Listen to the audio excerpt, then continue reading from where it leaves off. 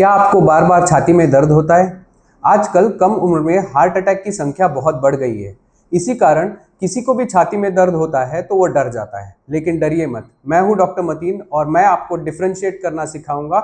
ये छाती में दर्द हार्ट अटैक की वजह से होता है या किसी और वजह से होता है।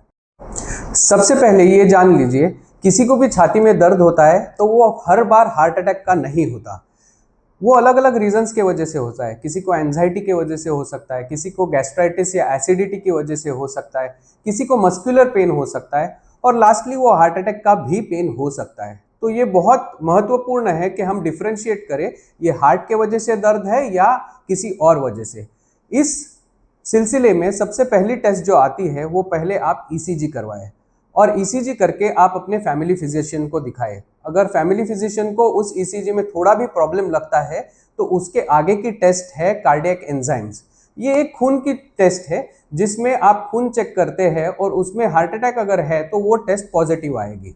उसके आगे जाके हम लोग 2D इको यानी 2 डायमेंशनल इको भी कर सकते हैं, जिसमें हमें हार्ट की सोनोग्राफी होती है और उसमें हार्ट का पंपिंग पावर कितना है, हार्ट के चेंबर्स कैसे है और हार्ट के जो वेल्व्स है यानी झड़पें जो है वो कैसी है हमें पता चल जाता है।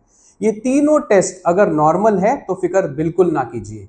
उसके आगे जाके भी आप एक टेस्ट कर सकते हैं जिसका नाम है टीएमटी, जिसको कहते हैं स्ट्रेस टेस्ट। वो पट्टे के भागने की टेस्ट रहती है, वो भी एक कर सकते हैं। अगर वो भी निगेटिव है तो बिल्कुल डरिए मत, आपका हार्ट एकदम फिट है।